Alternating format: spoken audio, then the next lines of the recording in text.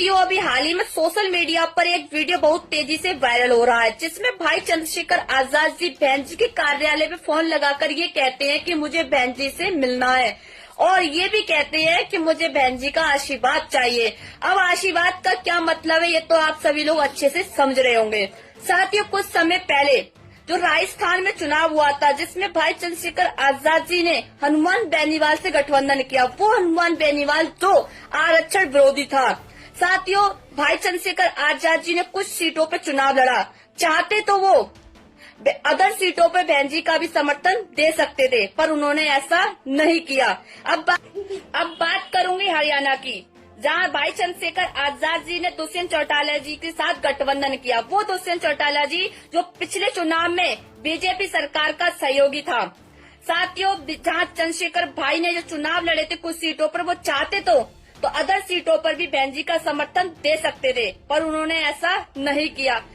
अब बात करूंगी दिल्ली चुनाव की, जहां भाई चंद्रशेखर आजाद जी ने कुछ ही सीटों पर अपने प्रत्याशियों को तारा। वो चाहते तो वो अदर सीटों पर बहन जी को भी समर्थन दे सकते थे, पर उन्होंने ऐसा नहीं किया, बल्कि उन्होंने समर्थन केजरीवाल जी को दिया। उन्होंने ये भी कहा कि हम चाहते हैं कि केजरीवाल जी यहाँ से जीते। आप समर्थन दे रहे हो अन्य पार्टियों को और आशीर्वाद मांग रहे हो बहन जी से।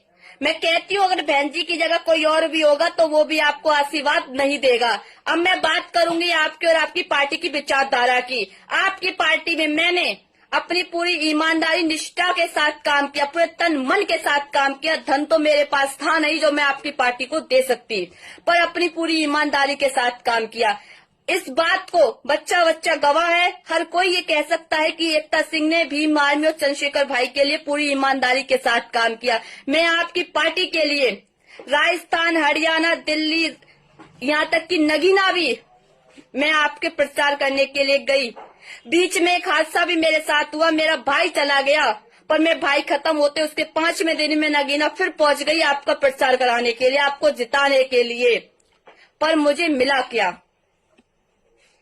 जब जिले और मंडल के लोगों ने मुझ पर टीका टिप्पणियां की, मेरे कैरेक्टर पे उंगली उठाई गई। जब इस बात की शिकायत मैंने ऊपर की तो मुझसे ये कह दिया गया कि पार्टी संगठन की बदनामी होगी, इस मामले को यहाँ दबा दिया जाए।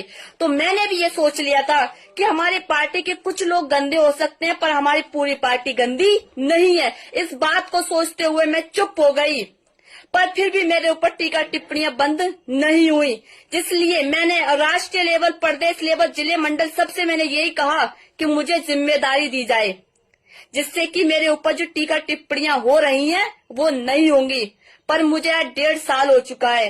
1.5 साल से बस मैं एक ही बात बोल रही हूँ अपने राष्ट्रीय लेवल के नेताओं से कि मुझे जिम्मेदारी दी जाए, पर अभी तक मुझे जिम्मेदारी नहीं दी गई। मैं पूछना चाहती हूँ कि एक लड़की जो आपके लिए पूरी ईमानदारी से काम कर रही है, उसको जिम्मेदारी देने में ऐसी क्या आपत्ति आ गई आपको?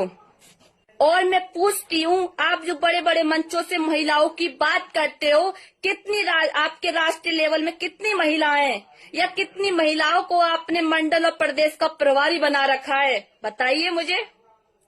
पर अब मैं कहती हूँ कि अब मुझे किसी पार्टी संगठन की जरूरत नहीं है। मैं बाबा साहब की वो शेरनी हूँ।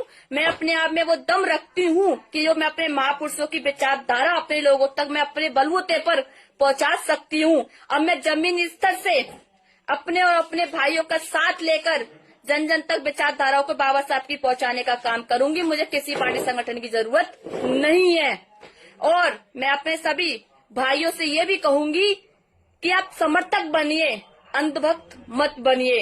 और हाँ, मुझे ये भी पता है कि आप कुछ भाई बंद मुझे गलत बोलेंगे, मुझ पर टीका टिप्पणियां करेंगे, तो मैं कहती हूँ वक्त सभी का आता है। आज वक्त मेरा आया है तो आने वाला समय भी आपका हो सकता है। इसलिए समझदार बनिए, अंधभक्त किसी के मत बनिए। जय